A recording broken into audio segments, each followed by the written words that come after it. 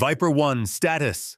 We are taking heavy fire from the East Ridge. I repeat, heavy fire. The radio crackled with the panicked voice of the forward air controller, his breath hitching over the static. Outside the reinforced walls of the mess hall, the world was ending. The rhythmic thud, thud, thud of heavy machine gun fire chewed through the sandstone courtyard, pinning the elite operators behind a crumbling fountain.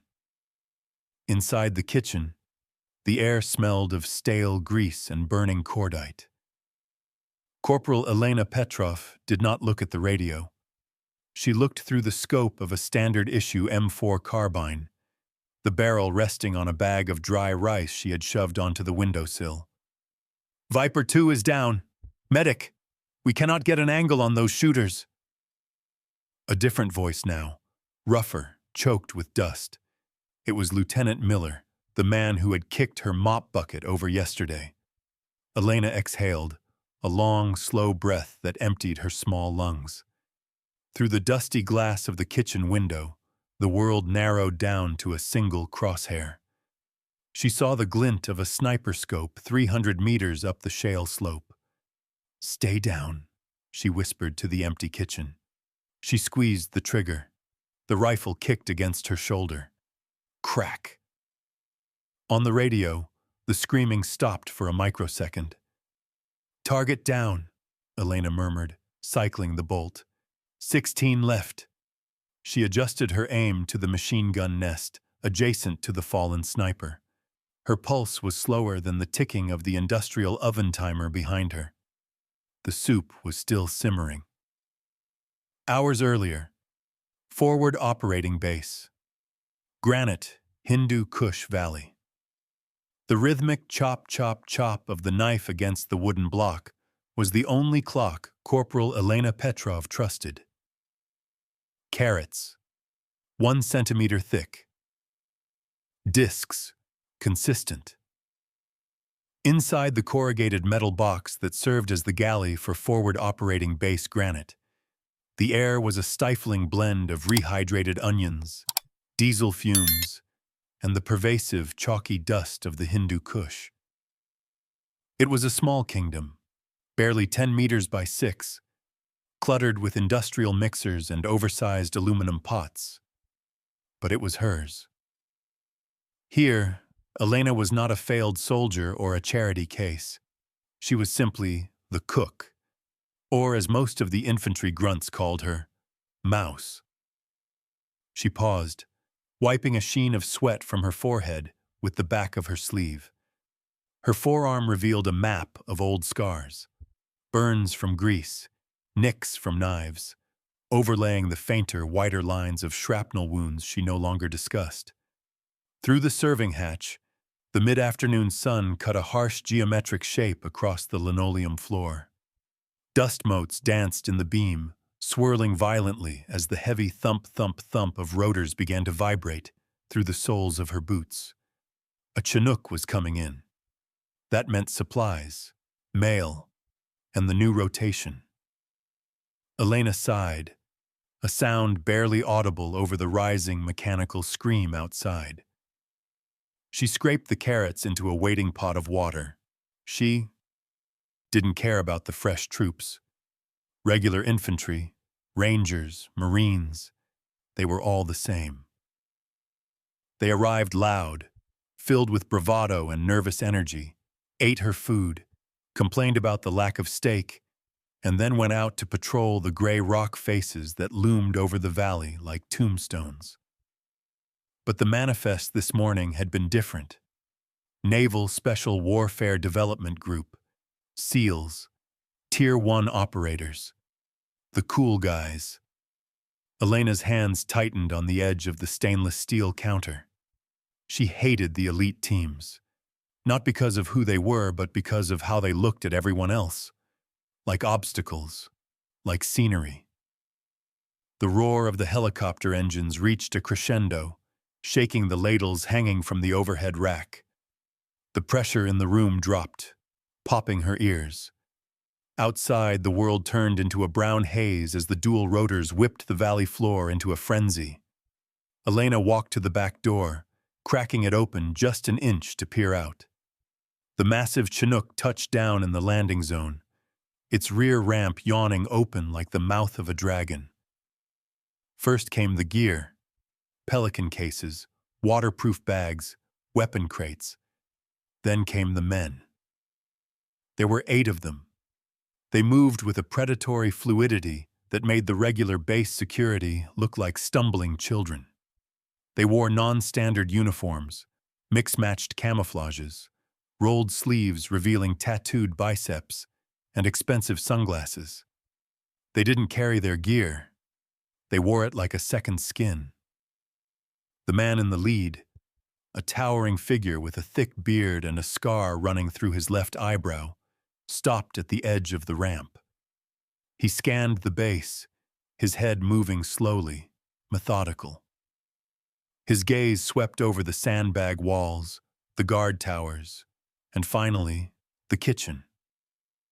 For a second, even through the distance and the dust, Elena felt the weight of that look behind his dark lenses.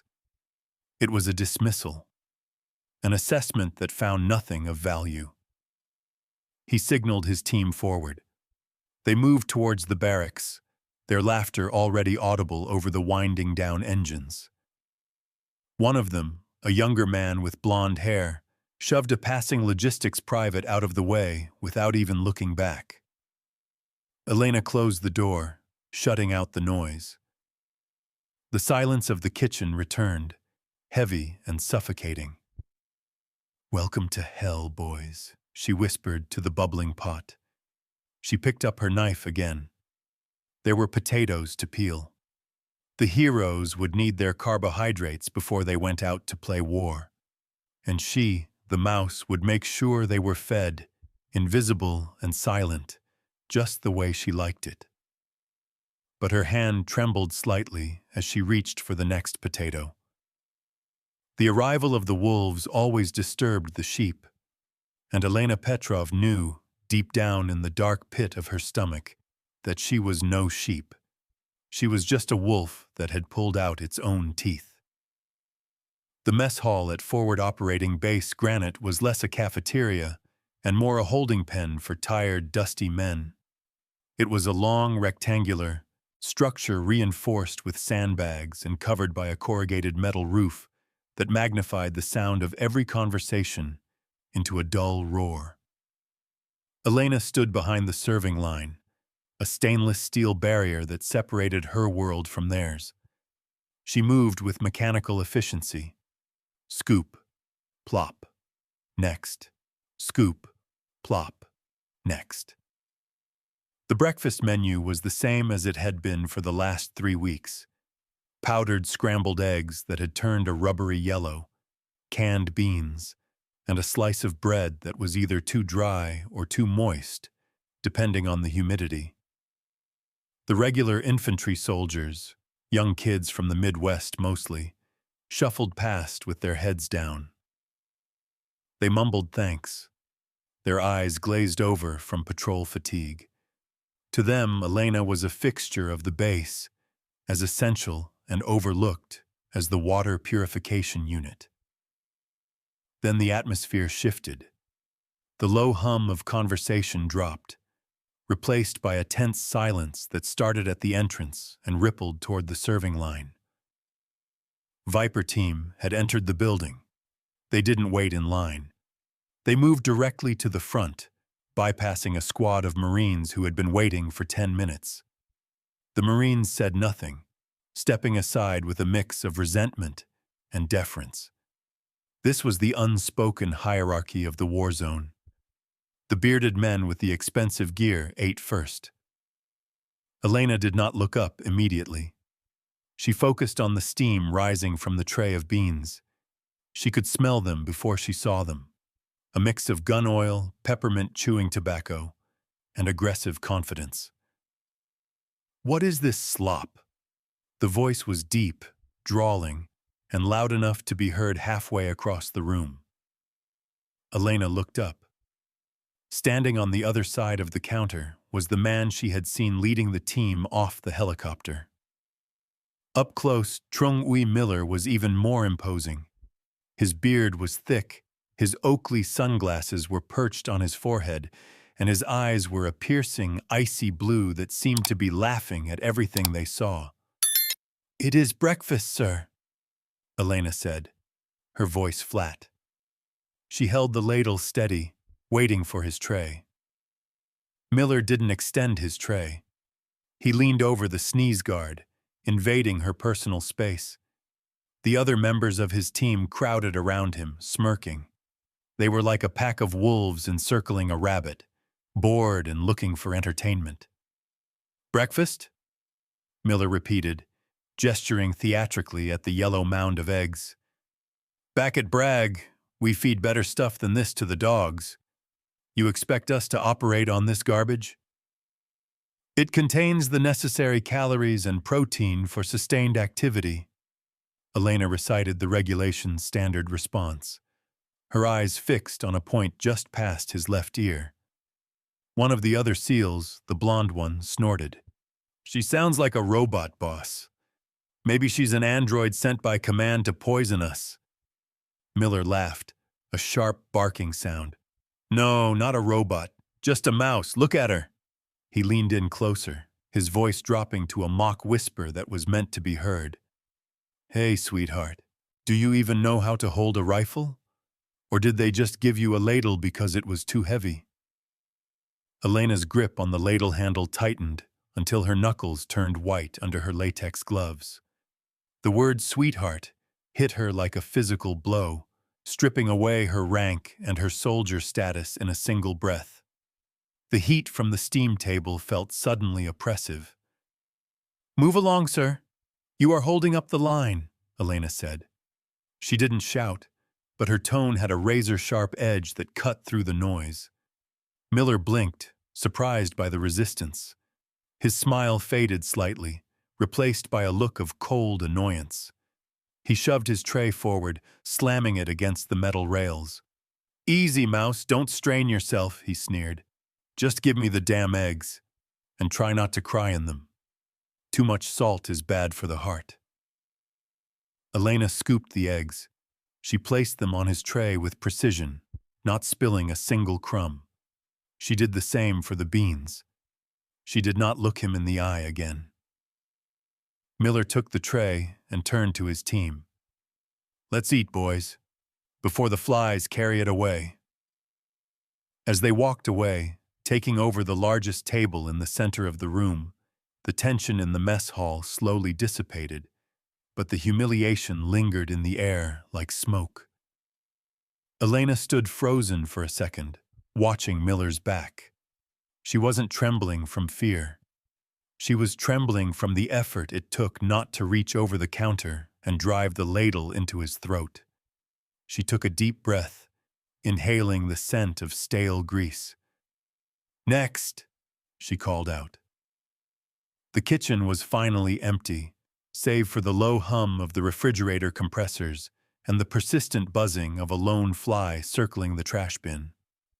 The lunch rush was hours away, leaving a hollow block of time that Elena usually filled with inventory lists or cleaning protocols.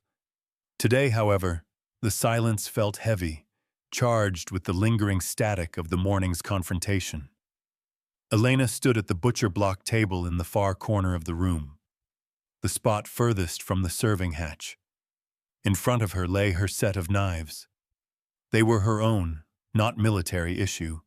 High-carbon steel with rosewood handles, brought from home and cared for with obsessive devotion. She picked up the chef's knife. It was dull. Shing. The whetstone sang as she drew the blade across it, at a perfect 20-degree angle. Shing. The repetitive motion was a balm. It was rhythm.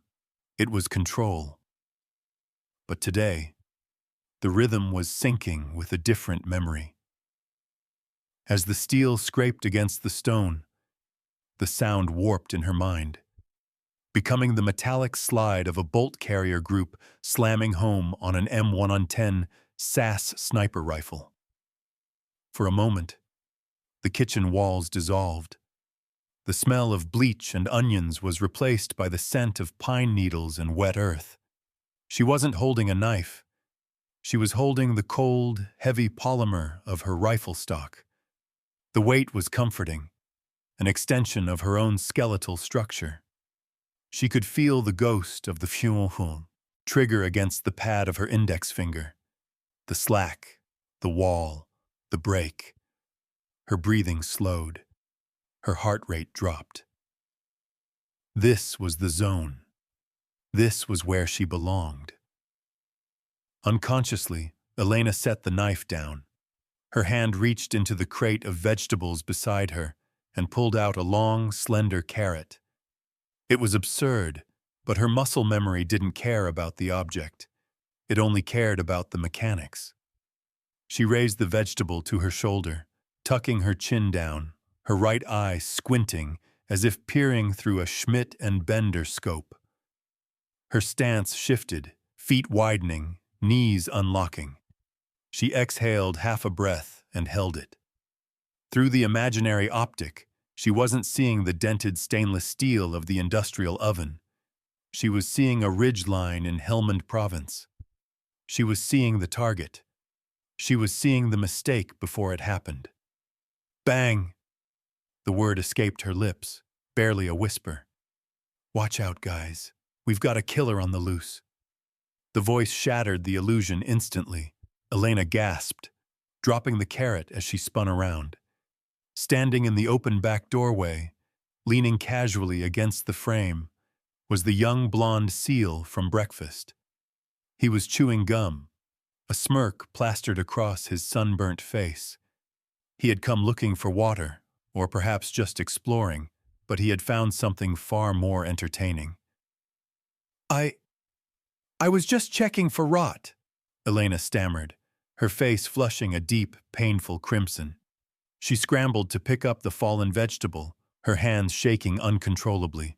The composure of the sniper had vanished, replaced by the clumsiness of the cook. The seal chuckled, pushing off the doorframe. He walked over to the water cooler, eyes never leaving her. Yeah, sure. Looked like you were clearing a room with a root vegetable, sweetheart. Pretty good form, actually. For a lunch lady. He filled his canteen, the water gurgling loudly in the quiet room. He took a long drink, wiping his mouth with the back of his hand. You know, he said, capping the canteen, Miller's right. You are a weird little thing. Maybe stick to the soup, huh? Don't hurt yourself with the produce. He turned and walked out, the screen door slamming shut behind him with a rattle. Elena stood frozen, gripping the dirty carrot until it snapped in her hand. The shame was a physical nausea in her gut. She had been seen, not as a soldier, not even as a competent cook, but as a joke, a wannabe, a girl playing pretend. Outside, she could hear the blonde seal shouting to his teammates. Laughter erupted, loud, raucous, and masculine. They were laughing at her, the story of the combat cook, and her deadly carrot was already spreading. Elena turned back to the whetstone. She picked up the knife. Shing. She pressed harder this time. The edge needed to be sharper, much sharper. The midday sun in the Hindu Kush did not just shine, it hammered down with physical force. By 1400 hours, the unloading bay behind the logistics depot was a cauldron of swirling dust and diesel exhaust. A 5-ton transport truck had arrived from Bagram Airfield, and its contents needed to be moved into the secure storerooms immediately. Corporal Elena Petrov was not built for heavy lifting. At 5'3", the 50-pound sacks of basmati rice were nearly half her body weight. Yet, she worked with a grim determination, hoisting a sack onto her shoulder, gritting her teeth, and marching the 20 yards to the storage shed. Her uniform was already soaked through with sweat, turning the fabric a dark, heavy green. 30 meters away, in the makeshift training pit, the contrast could not have been more stark. Viper Team was running close-quarters battle drills. They moved like dancers, their suppressed carbines snapping up and down in unison, communicating with curt hand signals and efficient bursts of movement. They were not sweating. They were glistening.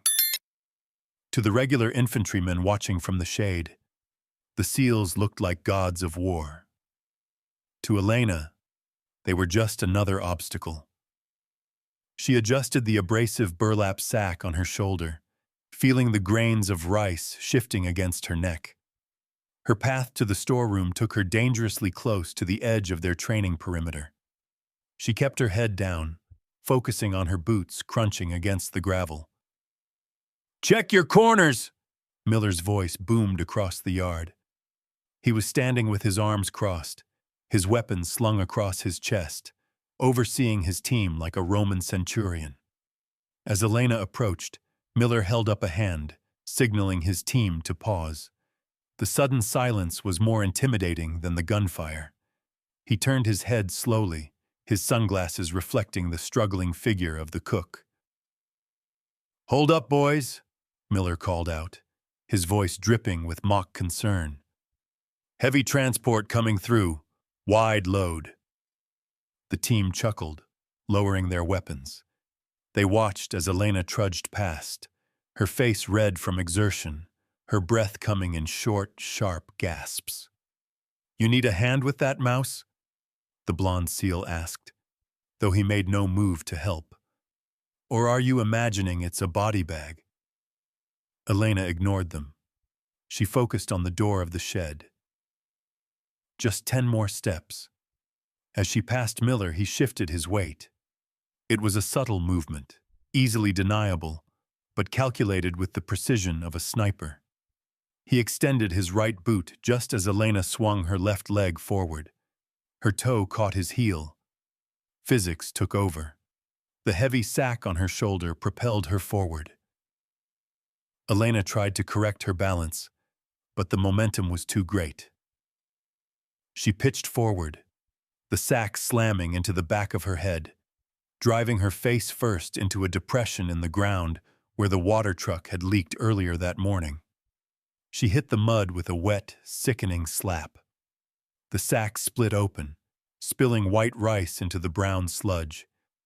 Time seemed to freeze.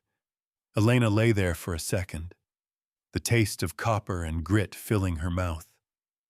The mud was cold against her heated skin. Above her, a roar of laughter erupted, cruel, loud, and echoing off the canyon walls. Man down! Man down in the rice paddy!" someone shouted. Elena pushed herself up slowly. Mud dripped from her nose and eyelashes. She looked like a swamp creature. Her knee throbbed where it had struck a rock, but the pain was distant, muffled by a cold, white rage that froze her insides. "What is going on here?" Captain Sowell, the base commander, stepped out of the command tent, shielding his eyes from the sun. He looked at Miller, then down at the muddy, rice-covered cook. Miller shrugged, an innocent grin spreading across his face. "Accident, sir. She tripped. These logistical types, not very sure-footed." Sowell sighed, clearly not wanting to engage in a conflict with a Tier 1 asset. He looked at Elena with a mixture of pity and annoyance. "Get cleaned up, Petrov, and salvage what you can of that rice. We are not resupplied for another week." Then, turning to Miller, he added weakly, "Watch your perimeter, Lieutenant." "Will do, sir," Miller said, snapping a lazy salute. Elena did not speak. She did not look at Miller. She stood up, wiped the mud from her eyes with a muddy hand, and bent down to scoop the ruined rice back into the broken sack. Every movement was deliberate. Every grain of rice she picked up was a promise. She would not give them the satisfaction of seeing her cry. She would not give them a single sound. By 1700 hours, the harsh white light of midday had softened into a bruised purple and orange haze that clung to the peaks of the Hindu Kush. In the kitchen, Elena was engaged in a war against the grime that coated the single north-facing window. It was a mixture of condensed cooking grease and the ever-present valley dust, forming a semi-opaque film that turned the outside world into a blurred impressionist painting. She sprayed a vinegar solution onto the glass and wiped it vigorously with a rag. It was busy work, a way to keep her hands moving while her mind replayed the humiliation in the mud over and over again. As her hand cleared a circular patch of glass, the view snapped into sharp focus. From this vantage point, the kitchen sat slightly elevated above the main courtyard, looking out over the perimeter wall and up toward the jagged spine of the mountains. Most soldiers saw rocks and dirt. Elena saw angles, distances, and ballistics. She stopped wiping. Her eyes narrowed, tracing the ridgeline that dominated the northern horizon. The base's defensive towers were positioned to cover the main road and the southern approach, where the terrain was flat. But her gaze drifted higher, to a protruding shelf of shale about 400 meters up and to the left, a formation the locals called the Vulture's Beak. "Dead space," she whispered, her breath fogging the clean glass. From the guard towers, that shelf would be invisible, hidden behind a false crest of the mountain. But from the kitchen window, it was a clear, unobstructed line of sight. Worse, it offered a perfect enfilade view of the mess hall courtyard, where Viper Team had set up their gear staging area. A single machine gun team up there could rain plunging fire down on the base, and the walls would offer zero protection. Elena stepped back, her heart beating a little faster.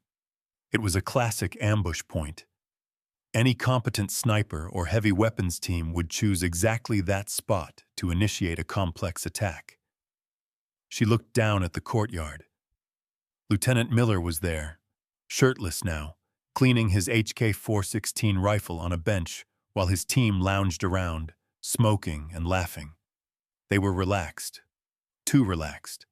They assumed the high ground was secure because they had drones and air support. But drones missed things. Eyes on the ground did not. Elena hesitated. After this morning, speaking to Miller was the last thing she wanted to do. The smart play was to stay in the kitchen, keep her head down, and let the experts handle security. That was the deal she made with herself when she took this job. But the ghost of her old spotter whispered in her ear, "See something.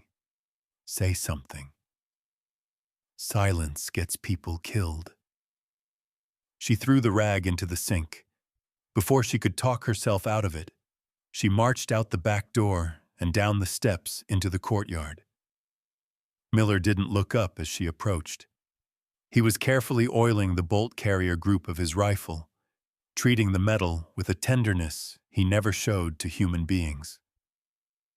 "Lieutenant," Elena said.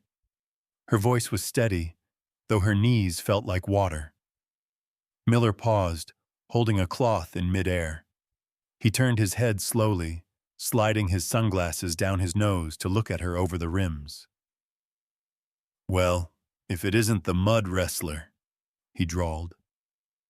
The team erupted in snickers. "Come for round 2? I think the dirt is dry now." "Sir, I need to talk to you about the perimeter defense," Elena said, ignoring the jeers. She pointed toward the mountain. "That ridge to the north, the Vulture's Beak. It has a direct line of sight into this courtyard."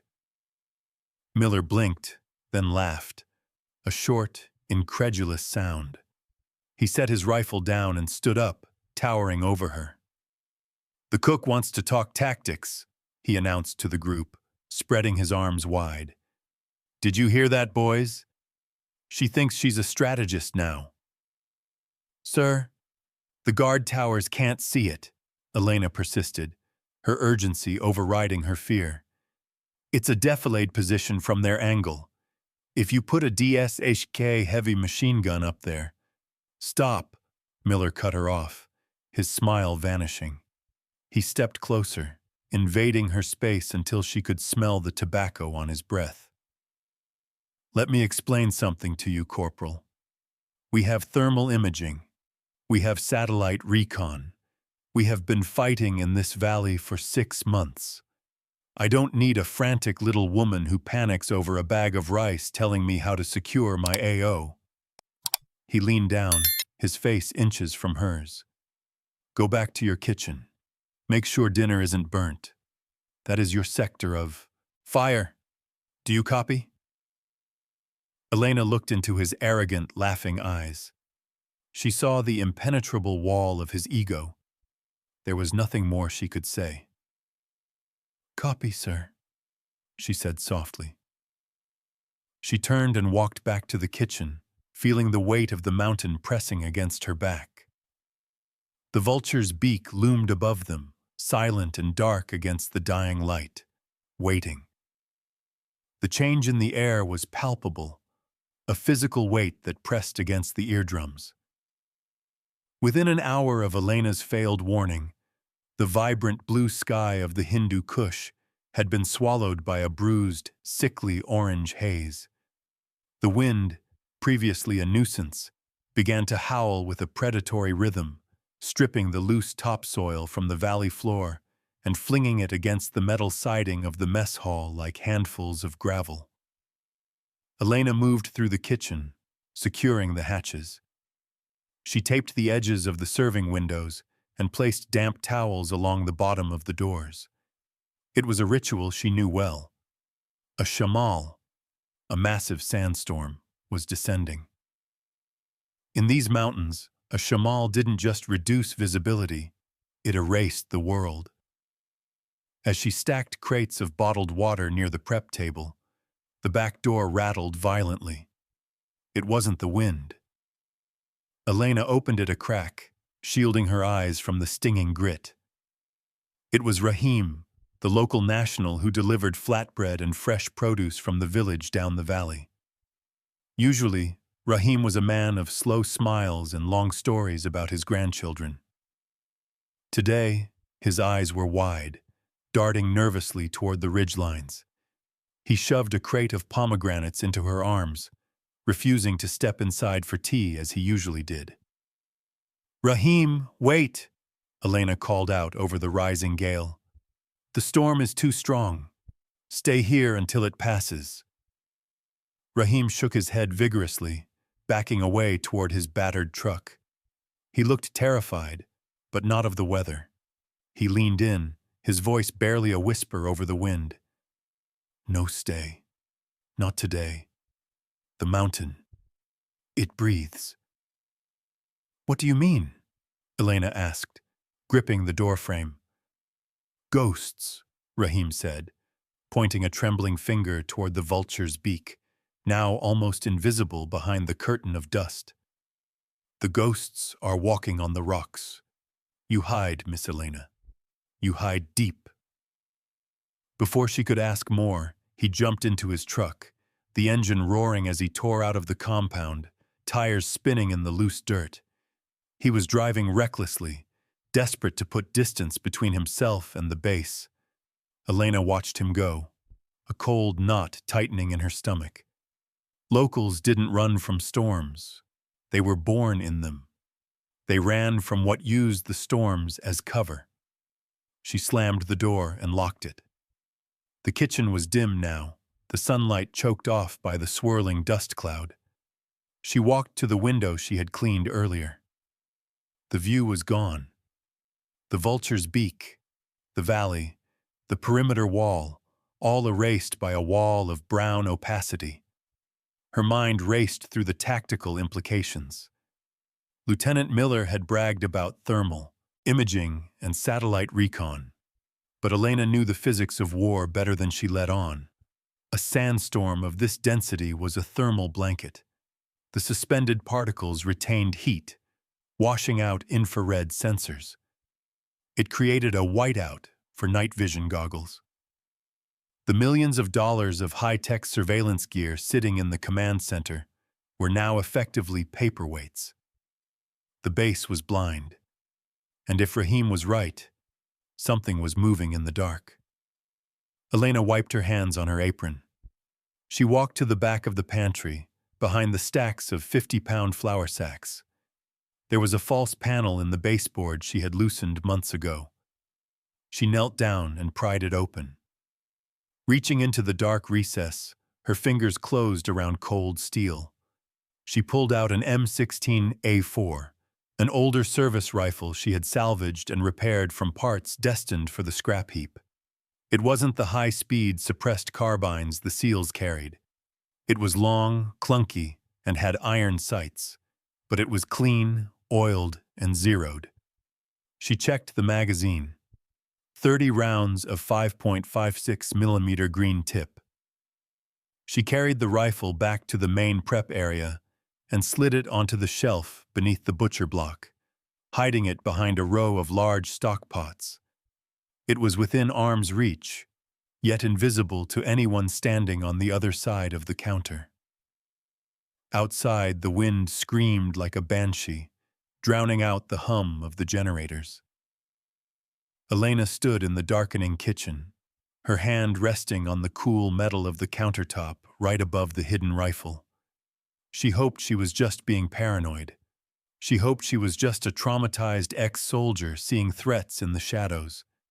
But as the first heavy thud of a mortar round impacted the earth somewhere in the distance, shaking the dust from the ceiling rafters, Elena knew her hope was in vain. The ghosts had arrived. The storm outside had evolved from a howl to a continuous, earth-shaking roar. Inside the mess hall, the air pressure fluctuated wildly, popping ears and rattling the stacks of metal trays. It was 1900 hours. Dinner was being served, though few had the appetite for it. Elena stood at her station, serving a thick beef stew. The lights overhead flickered constantly, casting strobe-like shadows across the faces of the soldiers. The mood was brittle. Every man in the room was gripping his weapon a little tighter than usual, eyes darting to the ceiling whenever a particularly strong gust of wind slammed against the roof. Viper Team occupied their usual table in the center, an island of calm arrogance in a sea of nervous infantry. Miller was laughing, leaning back in his chair with his feet propped up on an empty chair, cleaning his fingernails with a combat knife. To them, the storm was just bad weather, not an omen. "Just a little dust, boys," Miller announced, his voice carrying over the din. "Good sleeping weather." Elena wiped a layer of fine grit from the counter. Her hands were cold. She kept glancing at the clock, then at the dark square of the window she had cleaned earlier. Then came the sound. It wasn't the wind. It was a high-pitched, terrifying whistle that cut through the gale like a scream. Every veteran in the room froze, their spoons hovering halfway to their mouths. The pucker factor, the instinctual tightening of the gut, hit everyone simultaneously. Crump. The explosion didn't hit the mess hall, but it was close enough to lift Elena off her feet. The shockwave slammed against the building, blowing out the few remaining glass panes in the upper ventilation shafts. Dust rained down from the rafters, coating the stew in a gray film. Before anyone could scream, the main lights died. The generator. They had hit the generator. For a heartbeat, there was absolute darkness, followed immediately by the red wash of the emergency backup lights. The wail of the incoming fire siren began to rise, a mechanical shriek that drilled into the skull. "Incoming! Take cover!" Chairs scraped violently against the concrete as soldiers dove beneath tables. It was a practiced chaos, the muscle memory of the IDF drill taking over. Elena dropped behind the serving counter, pulling her knees to her chest, her hands covering her ears. She could smell it now, not the stew, but the sharp, metallic tang of cordite and ozone drifting in from the shattered vents. But not everyone was hiding. Gear up! Let's move! Miller's voice cut through the panic. In the red gloom, Elena peeked over the edge of the counter. The SEALs were on their feet. They weren't taking cover. They were putting on their helmets, snapping down their night vision goggles. They were hunters who had just been given a reason to hunt. "Contact front! They're hitting the perimeter!" Miller shouted, racking the charging handle of his rifle. "Viper! On me! We take the fight to them!" "Sir, wait for intel!" a young infantry sergeant yelled from under a table. "The storm is too thick!" "We are the intel!" Miller roared back. He kicked the double doors of the mess hall open. The wind howled into the room, carrying a slurry of sand and debris. Through the open doors, the courtyard was a swirling vortex of brown darkness. Miller charged out, his team following close on his heels, their laser aiming modules slicing through the dust. Elena watched them go, a sick feeling rising in her throat. They were aggressive, they were brave, and they were blind. They were charging out of a lit doorway into a pitch-black courtyard that was overlooked by the very ridge she had tried to warn them about.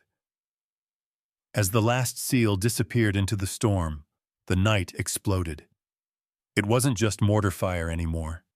It was the rhythmic jackhammer thud of a heavy machine gun, a DSHK 12.7mm, opening up from the high ground.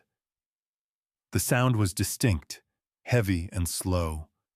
Doof, doof, doof, doof. Tracers, green and angry, began to pour into the courtyard, converging on the exact spot where Viper Team had just deployed. Elena slumped back against the cold steel of the oven. The trap had been sprung, and the heroes were right in the middle of the kill zone. The courtyard of Forward Operating Base Granite, usually a desolate square of cracked concrete and dried mud, had transformed into a slaughterhouse. Viper Team had burst out of the mess hall with the aggression of apex predators, expecting a skirmish with ragtag insurgents at the perimeter wall. Instead, they ran straight into a wall of lead.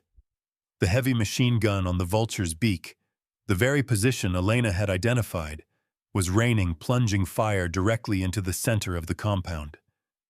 The DSHK rounds, large enough to sever a limb, slammed into the ground with the force of jackhammers, throwing up geysers of concrete and shrapnel. "Contact left! High angle!" The shout was swallowed by the roar of the wind and the deafening crump, crump, crump of the heavy gun. The SEALs, blinded by the swirling dust that reflected their own infrared lasers back into their night vision goggles, scrambled for the only cover available, a dry, decorative stone fountain in the middle of the courtyard. It was a terrible position.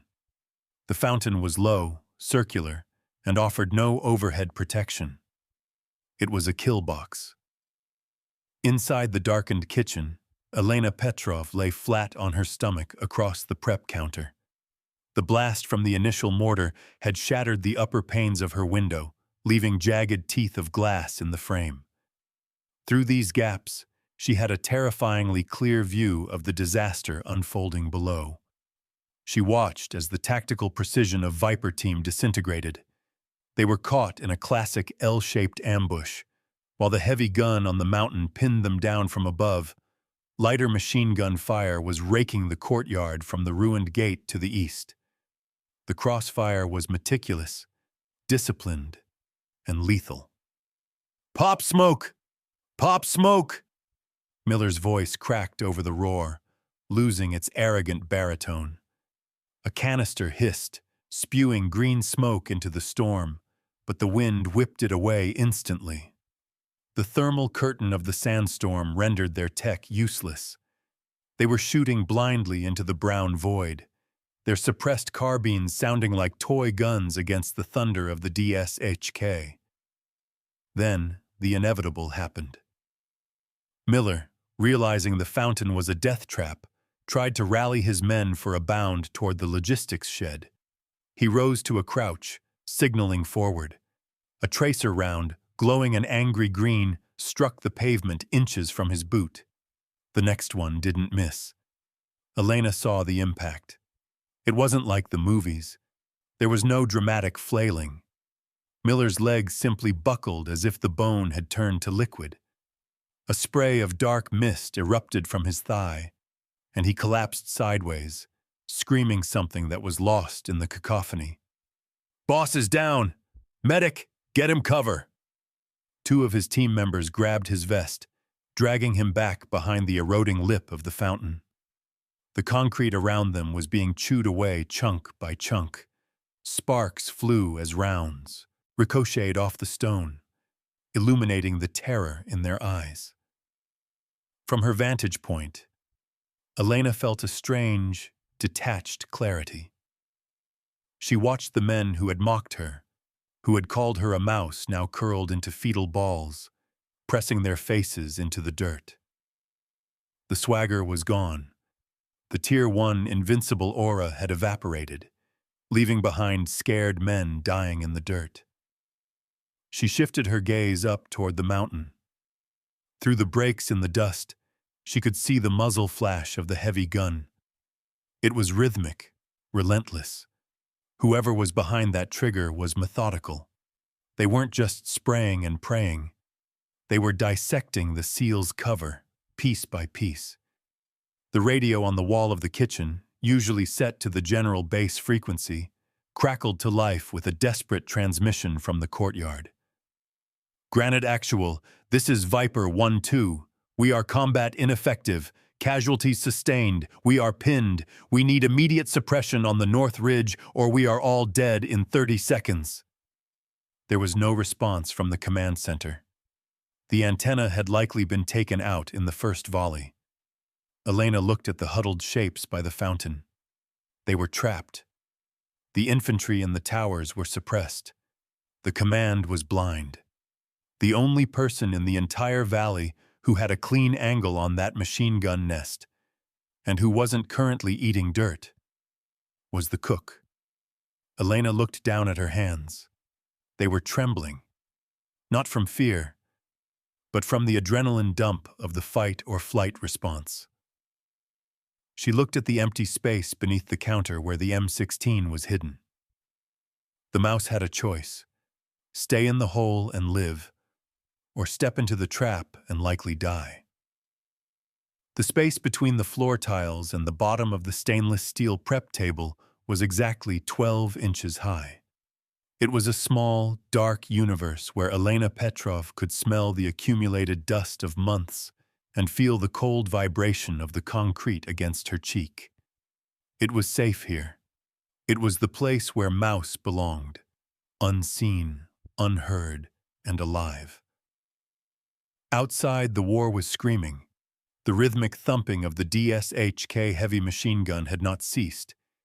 It had only found a cadence, a heartbeat of destruction that was systematically dismantling the fountain where Viper Team lay trapped.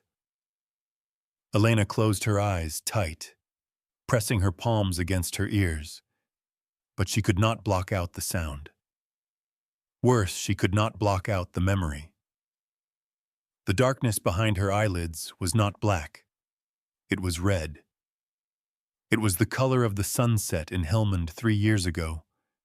It was the color of her spotter's blood on her hands when she had failed to take the shot in time. "Just stay down," a voice in her head whispered. "You are a cook. You peel potatoes. You serve soup. This is not your fight. They mocked you. Let them be heroes." Her hands were shaking. Not a subtle tremble, but a violent, uncontrollable spasm that rattled the loose change in her pocket. This was the fear that had stripped her of her sniper tab, the Kuom, paralysis. Then, a new sound cut through the din, a wet, desperate gurgle amplified by the open comms channel on the wall speaker. "Miller is bleeding out! I'm going for him!" Elena opened her eyes. She pulled herself up just enough to peer through the shattered window frame again. Down in the courtyard, illuminated by the strobe light flashes of explosions, she saw movement. It was the young blonde seal, the one who had laughed at her with the carrot. He had abandoned his cover behind a pile of rubble and was sprinting toward Miller, who lay exposed near the fountain's rim. He was brave. He was fast. But he was running into a kill zone that Elena had already calculated. "Don't," she whispered, her voice cracking. "Leading the target." The heavy gun on the ridge fired. A 3-round burst. The young seal didn't even cry out. One moment he was a sprinting figure of kinetic energy. The next, he was a crumpled heap of gear and flesh, thrown backward as if yanked by an invisible cable. He landed face down in the dirt, just 2 meters from Miller's outstretched hand. He did not move again. Elena stared. The image of the blonde boy superimposed itself over the face of her dead spotter. The past and the present crashed into each other with the force of a physical blow. Something inside Elena broke. Or perhaps something finally snapped back into place. The shaking in her hands stopped. Instantly. The fear, which had been a hot, chaotic fire in her chest, suddenly turned into ice. It was a cold, absolute clarity. The mouse died in that silence between gunshots. Elena stood up. She did not crawl. She rose to her full height in the darkened kitchen. The air was thick with the smell of burnt onion soup from a pot that had boiled over during the power outage. A sharp, acrid scent that cleared her sinuses. She walked to the prep counter. Her movements were no longer frantic. They were fluid, economical. She reached underneath, past the heavy stockpots, and her fingers found the familiar textured grip of the M16A4. She pulled the weapon out. It felt heavy, real. It was not a ladle. It was an instrument of will.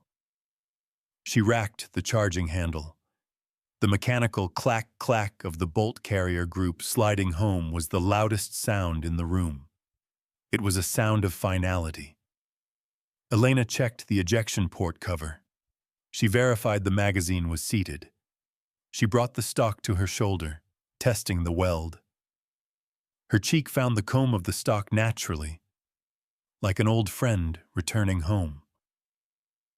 "Table for 17, she murmured into the darkness. She walked to the window. She did not care about the glass. She did not care about the seals' egos. She cared only about the physics of the shot. Wind, distance, elevation. She was back. Elena approached the window not as a woman, but as a platform for the rifle. She swept the jagged shards of glass from the sill with a gloved hand, not caring about the noise. The wind howled through the opening, carrying with it the grit that tasted of ancient stone and iron. She needed stability. The M16A4 was a robust weapon, but at 400 meters in a gale, even a heartbeat could throw a round off by inches. Elena reached back and grabbed a 5-pound bag of dried lentils from the counter. She slammed it onto the windowsill, punching it down until it formed a dense, malleable cradle. She settled the rifle into the bag. The plastic stock dug into her shoulder pocket. She didn't feel the bruise forming. She only felt the connection. Through the iron sights, the world was dark and chaotic. The vulture's beak ridge was a smudge of black against a darker sky, but the enemy gave her a beacon. The muzzle flash of the DSHK heavy machine gun was a strobe light, pulsing rhythmically. Flash, flash, flash. Elena closed her left eye. Her right eye merged with the rear aperture sight. Range, 400 meters. Elevation, adjusted. Wind, full value from the west. Gusting. It was the math that saved her. The math pushed away the image of the dead boy in the courtyard. The math silenced the screaming of the wounded. There was only velocity, gravity, and drag. The enemy gunner was disciplined, keeping his bursts short, but he was arrogant. He hadn't changed position. He felt safe in the darkness, unaware that the lightning storm of his own muzzle flash was illuminating his silhouette perfectly for anyone watching from the kitchen. Elena inhaled deeply, smelling the stale grease on her uniform and the ozone of the storm. She exhaled slowly, emptying her lungs until she reached the respiratory pause, that dead space between breaths where the body is perfectly still. The crosshair hovered over the center of the flashing light. She shifted her aim slightly to the right, compensating for the howling wind. Send it.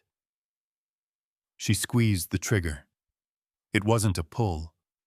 It was a consistent, steadily increasing pressure until the mechanism broke. Crack! The sound of the shot was different inside the confined space of the kitchen. It was sharp, flat, and deafening without ear protection. The rifle kicked back, the muzzle flash illuminating the pots and pans hanging from the ceiling for a split second. Downrange. The result was instantaneous. The rhythmic thumping of the DSHK stopped. The strobe light on the ridge was extinguished. Elena didn't celebrate. She didn't smile. She kept her cheek welded to the stock, her eye open, waiting. She counted the seconds. 1, 2, 3. No return fire from the heavy gun. The silence from the ridge was louder than the storm. Inside the kitchen, a brass casing rolled across the linoleum floor with a light, musical tink, tink, tink, coming to rest against the leg of the prep table. Down in the courtyard, the sudden absence of the heavy machine gun fire created a vacuum of confusion. "Gun down! The gun is down!" a SEAL shouted over the radio, his voice laced with disbelief. "Who took that shot? Viper 2, do you have eyes on?" "Negative, not me. It came from the rear." Elena didn't touch the radio. She didn't announce her presence. She simply cycled the bolt, ejecting the spent casing if necessary, though the gas system had already done its job. She watched the ridge. The heavy gunner was dead, but the spotter would be scrambling to take his place or find the source of the shot. 1, Elena whispered to the empty room. She shifted her aim slightly to the left, where a second muzzle flash, a lighter RPK machine gun, had begun to sparkle like an angry firefly. The kitchen was no longer a place of food. It was a sniper's nest. And the dinner service was just beginning. The element of surprise is a decaying asset. In sniper school, they taught that you have perhaps 2 shots before the enemy triangulates your position. Elena had taken one. The heavy machine gun was silent, but the ridge was still alive with muzzle flashes from lighter weapons. She didn't stay to admire her work. As soon as the casing hit the floor, she dropped low, sliding along the grease-stained tiles to the other side of the prep station. Target 2. RPK gunner, 10 meters east of the first kill. Elena popped up near the dishwashing station. She didn't use the window frame this time. Instead, she fired through a hole in the wall, where a mortar fragment had punched through the corrugated steel earlier. It was a loophole, a narrow aperture that hid her muzzle flash. She saw the gunner spraying wildly toward the fountain. He was panicking, trying to suppress the seals. Elena exhaled. Crack. The RPK fell silent. 2, she whispered. But now the enemy was awake. A shout echoed from the ridge, guttural and angry. A second later, the kitchen wall erupted. Bullets punched through the thin metal siding like it was paper. Ceramic tiles above the sink exploded, showering Elena with razor-sharp shards. A ricochet whined off the stainless steel refrigerator, burying itself in a sack of onions. Elena was already moving. She scrambled on her hands and knees, keeping her profile below the counter height. The kitchen, once her sanctuary of order, was becoming a chaotic wind tunnel of lead and debris. She needed to draw their fire away from her next shooting position.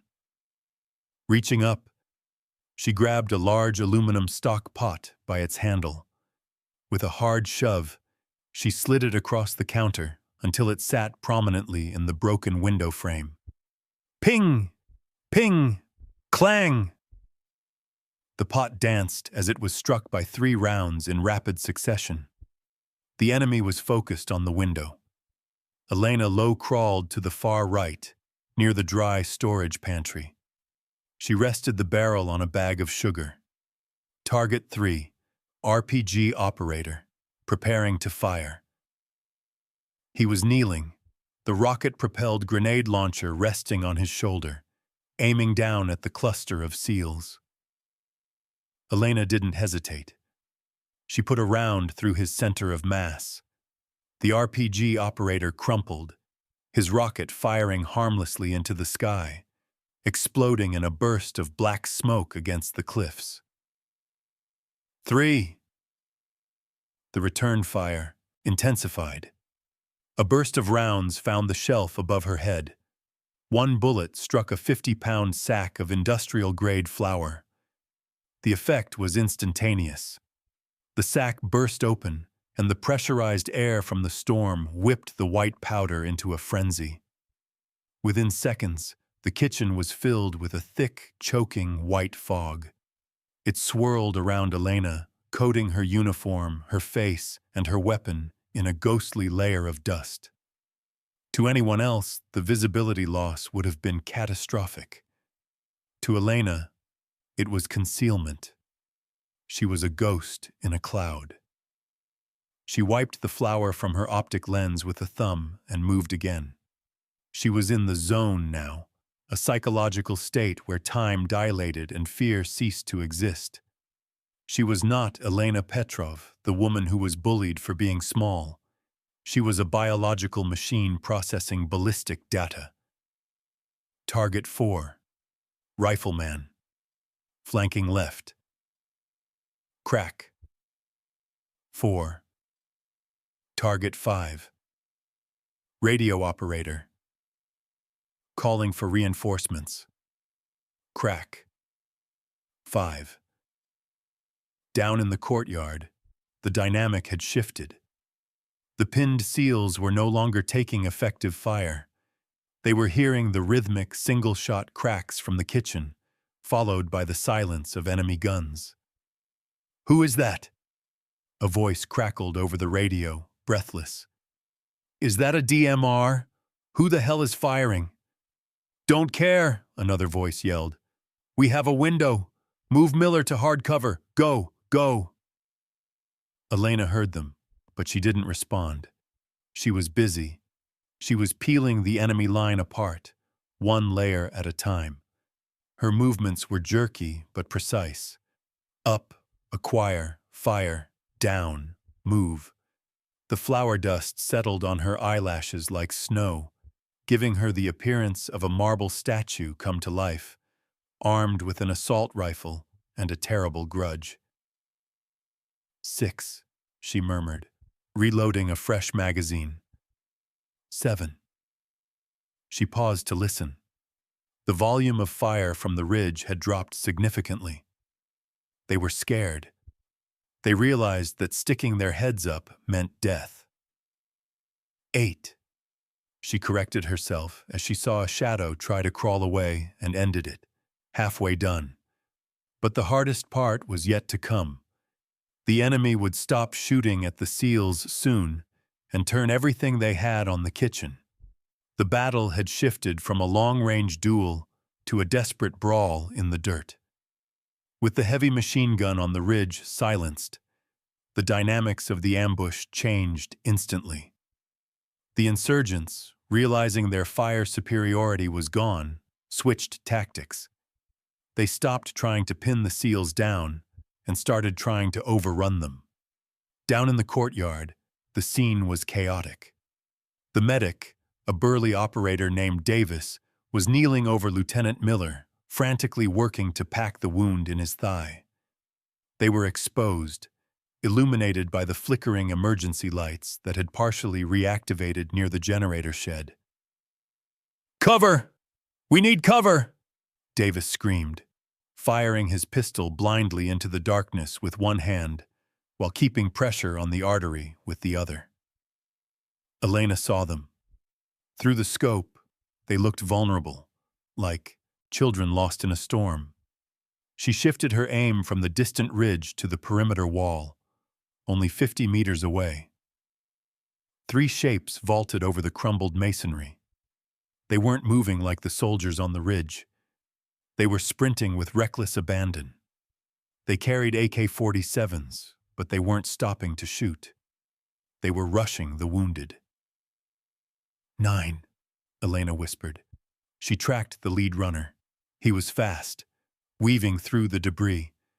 She led him slightly, allowing for his momentum. Crack! The lead runner dropped mid-stride, his body skidding across the gravel. 10. She adjusted to the second figure. He was closer now, screaming something unintelligible. Crack! He spun around and fell, clutching his chest. The third man was different. He didn't stop when his comrades fell. He didn't even slow down. He was charging straight for Miller and Davis, a machete raised high in one hand, his other hand gripping something bulky at his waist. Elena swung the rifle barrel. The flour dust in the air swirled violently with her movement. She had the shot. It was easy. Center mass. She squeezed the trigger. Click. The sound was small, mechanical, and horrifying. It was the loudest silence Elena had ever heard. A stovepipe jam. A spent casing had failed to eject fully and was caught in the ejection port, blocking the bolt from closing on a live round. Time dilated. Down in the courtyard, the attacker was 10 meters from Miller. Davis was reloading his pistol, his eyes wide with terror as he saw the shadow rushing them. He wasn't going to make it. In the kitchen, panic tried to claw its way up Elena's throat. Her heart hammered against her ribs like a trapped bird. Not now. Please, not now. But Elena Petrov was gone. The machine remained. Her conscious mind didn't need to tell her hands what to do. Thousands of hours of repetition on the range took over. The drill was etched into her neural pathways deeper than any trauma. Look. Rack. Bang. She tilted the weapon to the side. She saw the brass casing sticking out like a defiant finger. With a violent open palm strike, she swept the obstruction clear and racked the charging handle in one fluid motion. Clack-ch! The bolt slammed home. The weapon was live. She brought the optic back to her eye. The insurgent was no longer running. He was standing over Miller, the machete raised for a killing blow. Davis was scrambling backward, his empty pistol raised in a futile gesture of defense. The distance was 2 meters. Elena didn't aim for the center of mass. The insurgent was wearing a vest, likely packed with explosives. A body shot might detonate him and kill the SEALs anyway. She needed the switch, the brainstem, the circuit breaker. She exhaled. The crosshair settled on the man's ear. Crack. The insurgent's head snapped to the side. His body went instantly limp, the machete dropping harmlessly from his hand. He collapsed backward, away from Miller, like a marionette whose strings had been cut. Elena held, her breath, waiting for the explosion, waiting for the vest to go off. Nothing happened. He just lay there, dead in the dirt. 11, she exhaled, the breath shuddering out of her. Down below, Davis stared at the dead man, then looked up toward the kitchen window. He couldn't see her through the darkness and the flour dust, but he raised a hand in a slow, shaky salute. Elena didn't wave back. She dropped the magazine, inserted her last fresh one, and scanned the wall. The rush was over. But the night wasn't. The silence that followed the final shot was heavier than the gunfire itself. It was a physical weight, pressing down on the battered compound of forward operating base Granite. The storm outside had not ceased. The wind still battered the corrugated metal walls and the sand still hissed against the remaining glass. But the human violence had abruptly ended. Elena did not lower the rifle immediately. She kept the stock welded to her shoulder, her eye glued to the optic. She forced herself to breathe. In, 2, 3. Out, 2, 3. She scanned the sector, left to right, near to far. The body of the insurgent who had tried to kill Miller lay motionless in the dirt. On the ridge, the muzzle flashes had ceased completely. The only movement was the chaotic swirling of dust in the emergency lights. "Area secure," she whispered. The words felt foreign in her mouth, a relic from a life she thought she had buried. Slowly, agonizingly, she lowered the M16A4. The moment the weapon left her shoulder, the adrenaline crash hit her like a sledgehammer. Her legs, which had been pillars of stone for the last 20 minutes, suddenly turned to water. She slid down the side of the prep counter, collapsing onto the linoleum floor. The kitchen was a ruin. It looked less like a place of culinary service and more like a bomb site. Shards of ceramic tile, broken glass, and dented aluminum pans littered the floor. But the most surreal detail was the flour. The exploded sack had coated everything in a fine, ghostly white layer. Elena looked at her hands. They were white, trembling violently against the black polymer of the rifle she still clutched across her lap. The smell hit her then. It wasn't just the metallic tang of blood and spent brass. It was the acrid, cloying scent of the beef stew. The pot had boiled dry and burned during the firefight, filling the room with the thick, choking odor of charred meat and vegetables. It was a domestic disaster amidst a tactical victory. Down in the courtyard, the paralysis of the SEALs broke. Check fire! All clear!" Davis's voice was hoarse, cracking with strain. Elena leaned her head back against the stainless steel cabinet, listening. She could hear them moving below, the scuff of boots on gravel, the ripping of Velcro medical pouches, the low, pained groans of Lieutenant Miller. "I've got the bleed stopped," Davis said, his voice carrying through the shattered window. "Tourniquet is holding. He's stable." "What about the hostiles?" another voice asked. It was the one who had mocked her for carrying the rice. He sounded younger now, stripped of his bravado. "Dead. All of them," Davis replied. There was a pause, a long beat of disbelief. Someone dropped them. Every single one. Elena closed her eyes. She felt nauseous. The cold floor seeped into her bones. She wasn't a hero. She didn't feel like a warrior. She felt like a fraud who had been forced to reveal a terrible secret. She wanted to hide the gun. She wanted to sweep up the flour. She wanted to be just the cook again. "Eyes up," Miller grunted from the ground. His voice was weak, laced with pain, but the command was there. "Where did it come from?" There was a shuffling sound as the surviving members of Viper Team turned. Elena could feel their gaze. They were looking up at the kitchen window, the dark, gaping maw in the side of the building, framed by jagged glass and drifting white dust. "The kitchen," the young seal whispered. "It came from the kitchen." Elena pulled her knees to her chest.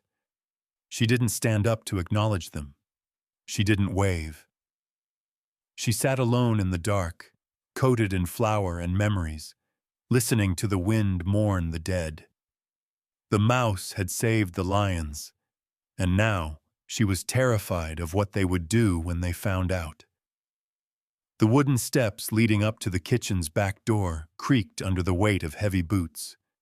It was a slow, deliberate ascent, stripped of the tactical aggression that usually defined Viper Team's movements. Inside, Elena stood by the stove. She had placed the M16 back on the shelf, out of sight, and had picked up a large metal ladle. The door swung open. Beams of white light from weapon-mounted flashlights cut through the gloom, slicing through the lingering flour dust like searchlights in a fog. They swept across the shattered tiles, the bullet-riddled walls, and the piles of brass casings that littered the floor like golden confetti. "Clear," a voice muttered. It was the point man, his weapon lowered.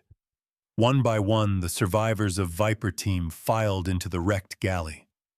They were ghosts of their former selves, uniforms torn, faces caked in mud and blood, eyes wide with the shock of survival. They didn't look like Tier 1 operators anymore. They looked like men who had seen a miracle they didn't understand. They stopped when they saw her. Elena was standing at the stove, her back to them.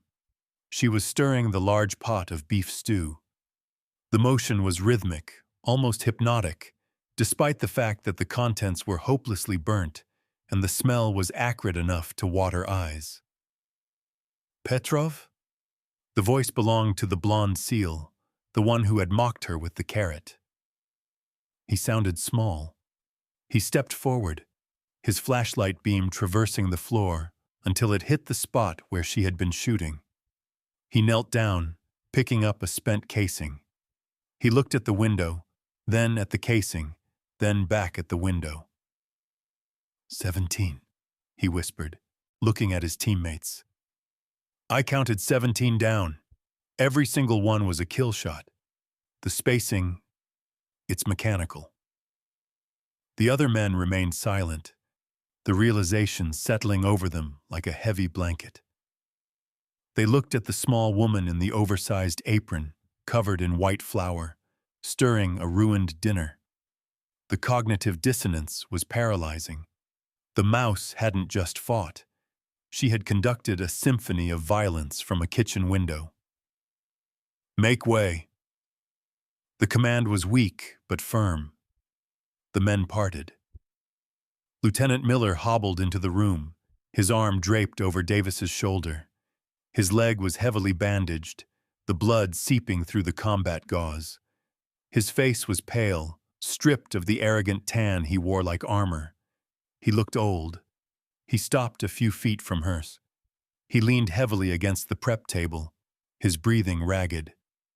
He looked around the room, taking in the devastation, the stock pot riddled with holes, the exploded flour sack, the calculated angles of fire. He understood exactly what had happened here. He understood the skill required to make those shots with a standard-issue rifle in a sandstorm.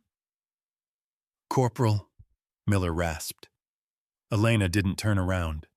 She kept stirring. Scrape, swirl, scrape. Corporal Petrov, Miller said again, louder this time. There was no mockery in his voice, only a raw, confusing mixture of shame and respect. Elena finally stopped. She tapped the ladle against the rim of the pot, clink, clink, and slowly turned to face them. Her face was a mask of flour and sweat. Her eyes were dark, hollow, and utterly devoid of the fear they were used to seeing. She didn't stand at attention. She didn't salute. She looked at Miller with the detached gaze of a doctor looking at a patient, or perhaps a butcher looking at a carcass. Miller swallowed hard. He opened his mouth, struggling to find the words. We... He gestured vaguely toward the window, toward the lives she had saved. You cleared the field. You saved my team. I didn't know you were... I didn't know. The room held its breath. The SEALs waited for her to yell, to gloat, to demand an apology, or perhaps to break down in tears. They waited for the human reaction. Elena simply wiped her hands on her dirty apron. Her expression didn't change. She didn't want their gratitude. She didn't want their medals. She wanted them to understand that the transaction was complete. The soup is burnt, Lieutenant, Elena said, her voice flat and empty. I will have to open cans for dinner. She turned back to the stove, dismissing them, dismissing the heroism, and dismissing the war. The storm outside had finally begun to break. The howling wind softened into a low, mournful whistle, and the dust that had choked the valley for hours began to settle, returning the world to its stark, rocky outlines. Inside the galley, the air was still heavy, but the tension had shifted. It was no longer the sharp electricity of combat. It was the dull, aching camaraderie of survival. There was no gourmet meal that night. The beef stew was a black crust at the bottom of the pot. The fresh produce was covered in glass dust. Elena moved through the wreckage of her domain, pulling cases of MREs, meals ready to eat, and large cans of peaches from the undamaged lower cabinets. She worked in silence, but it was a different kind of silence. It wasn't the invisible silence of the ignored, nor the predatory silence of the hunter. It was the respectful silence accorded to an equal. The members of Viper Team, usually loud and boisterous, sat on crates or leaned against the counters. They accepted the brown plastic pouches from her hands with nods of genuine gratitude. There were no jokes about the food quality. No one called her sweetheart. They ate with the ravenous, mechanical intensity of men who had just cheated death, their hands still shaking slightly from the adrenaline withdrawal. Here, Elena said, handing a spoon to the young blonde SEAL. He took it with both hands, looking at her boots. Thank you, ma'am, he mumbled. The title was wrong for her rank, but right for the moment. Lieutenant Miller was the last to be served. Davis had propped him up against the refrigerator, his wounded legs stretched out straight. His face was gray with pain, but his eyes were alert, following Elena's every move. He watched her stack the empty boxes. He watched her wipe down a section of the counter that wasn't riddled with bullet holes. Elena walked over to him, holding a heated pouch of chili mac and a canteen cup of instant coffee. She hesitated, expecting him to wave her away or demand to be taken to the medevac chopper that was undoubtedly inbound. Miller didn't move. He just looked at the food, then up at her. I sat at the head table this morning, Miller said, his voice raspy. I thought I owned this valley. The valley owns us all, Lieutenant, Elena replied softly.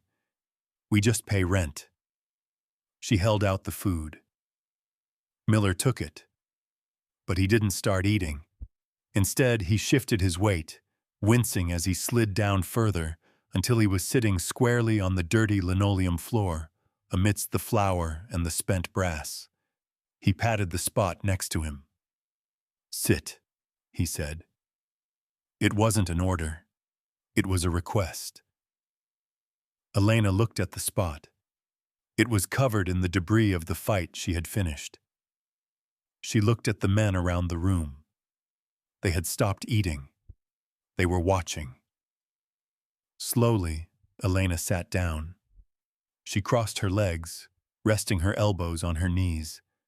She was shoulder to shoulder with the man who had tripped her in the mud only hours ago. Miller tore open the MRE pouch. Steam rose into the cool air. He took a bite, chewed slowly, and swallowed. "Best damn meal I've ever had," he said quietly. He didn't say thank you for saving my life.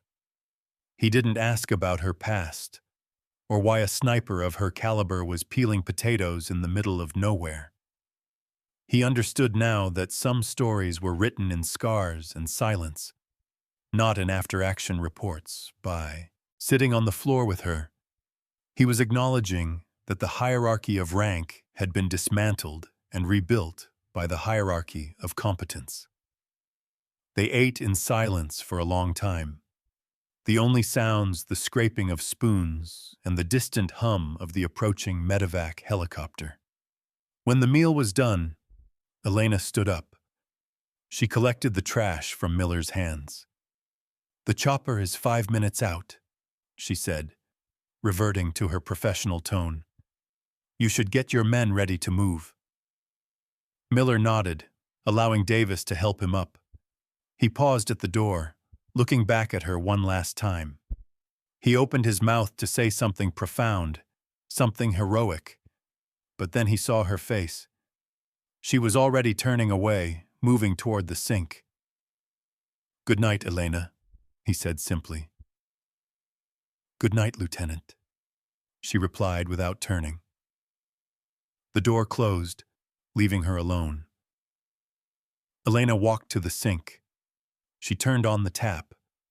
The water sputtered, then flowed clear.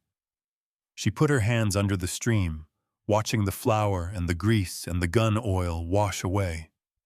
The water swirled down the drain, taking the violence with it.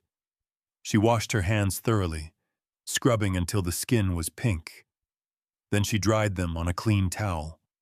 She picked up a knife and a bag of onions that had survived the firefight. Morning was coming. The infantry would wake up hungry. There was breakfast to prepare. Elena Petrov, the cook of Phobie Granite, began to chop.